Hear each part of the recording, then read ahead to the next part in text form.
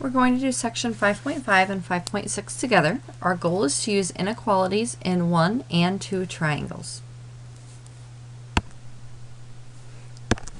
So we're going to start with this picture of triangle ABC. We want to know what sides are opposite each of the angles. Opposite is like saying across from. So if I want to know what side is opposite of angle A, if I go across from angle A, I get segment BC. Opposite of angle B, across from that is segment AC, and across from angle C, opposite to that is segment AB. You'll notice that the angle you're across from, that letter is not used in the opposite side. So that's another trick you can use, that it's the other two letters. If you could pause and write down Theorem 510, we'll go through this and then we'll draw a picture. Theorem 510 says if one side of a triangle is longer than another side, then the angle opposite the longer side is larger than the angle opposite the shorter side. So in one triangle, if one side is longer than another side, okay, so I'm going to make one side longer than another one. So I know that the bottom of my triangle AC is much longer than side AB. Since AC is longer, then the angle opposite it is larger than the angle opposite of side AB, because that's shorter. So if I go opposite of side AC, it's longer. So angle B is larger, it's greater than, opposite of the shorter side AB is angle C. So we get angle B is greater than angle C.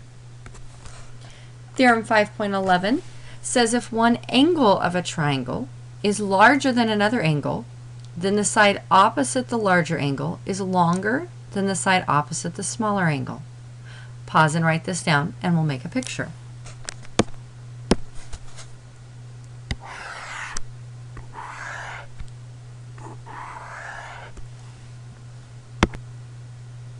So we have triangle ABC, and I know that angle C, my side's not very straight here, but angle C is definitely a larger angle. It's obtuse, so it's larger than angle B. Since angle C is larger than angle A, this side across from angle C is going to be longer because it's across from a larger angle than the side that's opposite the smaller angle. A is a smaller angle, so opposite that will be a shorter side. And we are going to put sides and angles in order from least to greatest or greatest to least. So this example has triangle ABC. We know that segment AC is 5, segment BC is 12, and segment AB is 15. The first part says name the largest angle. The largest angle will be opposite or across from the longest side. Since AB is the longest side, opposite that is angle C. So angle C is the largest angle. Name the smallest angle. The smallest angle will be across or opposite to the shortest side. Since 5, the AC, is the shortest side, opposite that would be angle B. So angle B is the smallest. Likewise, we can be given the angles and name things about the sides. This one says name the longest side and name the shortest side. The first thing I need to know is who's the largest angle on the smallest angle. We are missing angle X, so we need to use what we know about triangles to find the measure of angle X. Our entire triangle is 180 degrees. If we have 90 plus 40, that's 130. 180 minus 130 leaves 50 degrees for angle X. The longest side will be opposite the largest angle. 90 has to be our largest angle here because we can only have one right angle or one obtuse angle in a triangle. So if I have a right angle, the other two must be acute. So opposite the 90 is segment XY, or you could put segment YX. Make sure these are capital printed letters because they represent points and you have a segment symbol. The shortest side would be opposite the smallest angle. So segment ZX or segment XZ, again, must be capital printed letters. Make sure you have your segment symbol above. Our next example for triangle ABC, we're going to put these in order from least to greatest, the sides and angles. Let's start with the angles. So we're going to go least to greatest. And really watch your directions. We want to start with the smallest. The smallest angle is the 30 degrees, so angle C. Medium size angle is the 70, angle A. And our largest angle is the 80, angle B. To put the sides in order from least to greatest, you're going to go opposite those angles. So opposite angle C is side AB. Opposite angle A is side BC. Opposite angle B is side AC. So those are our angles and our sides in order from least to greatest. Let's go back into the first trimester for a few moments. We talked about triangles, and Theorem 312 says the measure of an exterior angle, here that would be angle 4, this is our exterior angle, it's outside our triangle, equals the sum of the measures of the two remote interior angles, angle 1 plus angle 2. Remember we talked about this is angle 3 is an adjacent interior, it's next to angle 4. So 1 and 2 are our remote interiors. Those are the ones that are far away, like a remote location would be far away from angle 4. So if angle 4 is what happens when we add 1 and 2 together, then we can come up with Theorem 512. The measure of that exterior angle of the triangle is the greater than the measure of either of the two remote interiors. If 4 was 1 plus 2 added together, then it has to be larger than either one of those individually.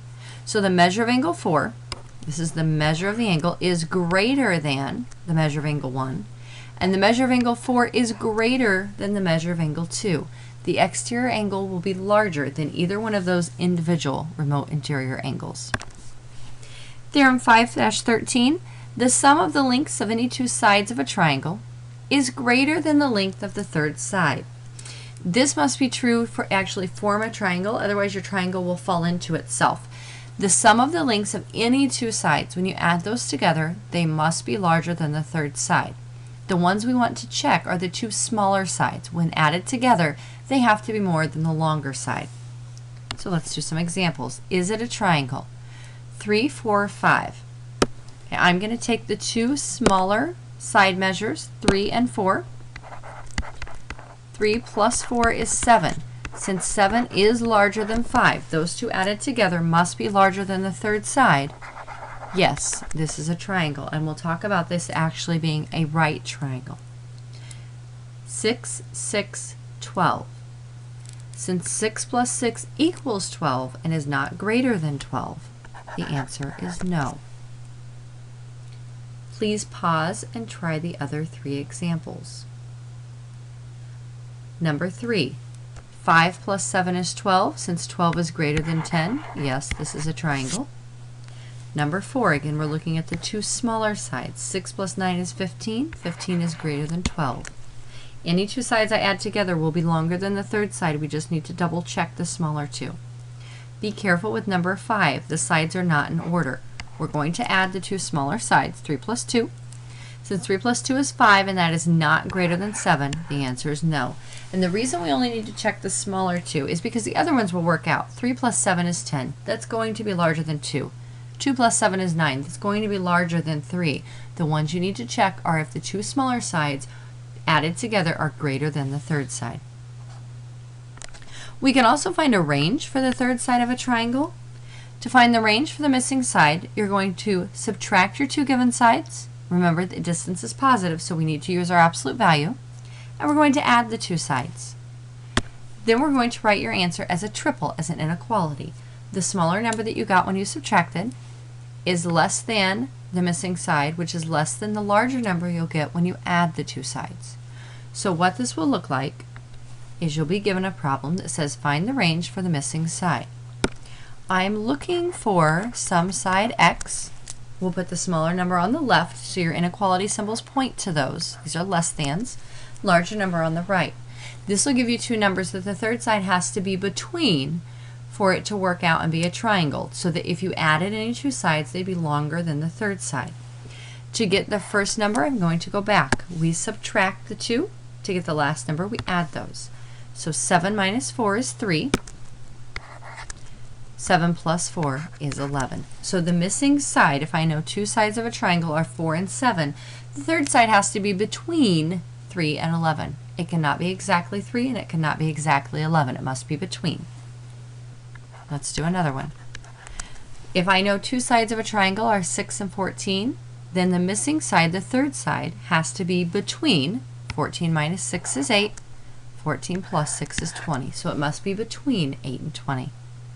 Please pause and try the other three examples. Number 8, 5 and 7. 7 minus 5 is 2.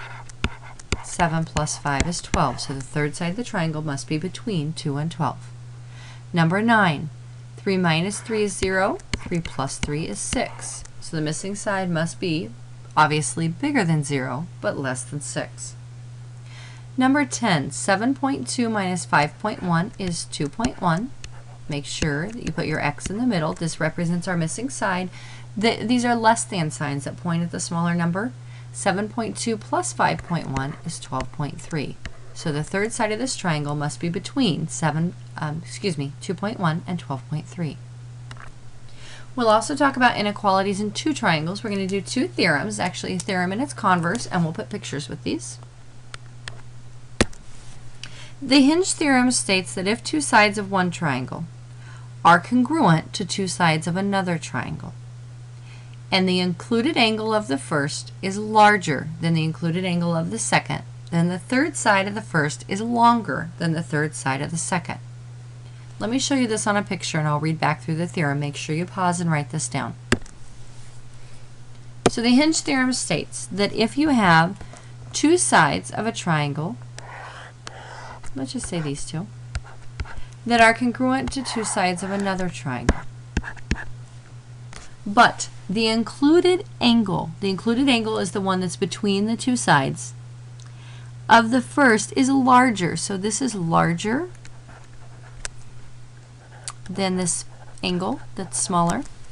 That means the third side here has to be longer than the third side here. So if two of the sides are congruent, then across from our smaller angle is a shorter side, and across from our larger angle is a longer side.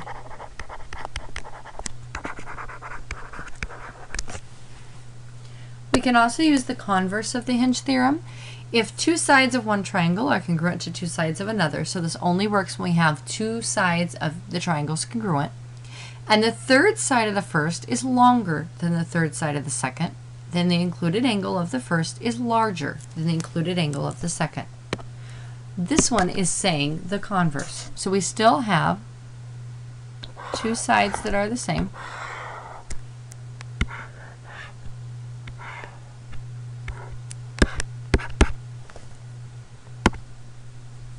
So we have two sides that are the same, and it's stating that if this third side of our first triangle is longer than the third side of the other triangle, opposite that longer side is a larger angle, opposite the shorter side is a smaller angle. And that works anytime two sides of the triangles are congruent. When you come into class, we're going to work on page 298 to 301. 6 through 19, 24, 25. Also over on page 305 to 308, 7 through 17. And then we will be working on your sample quiz 6 so that we can take the quiz 6A.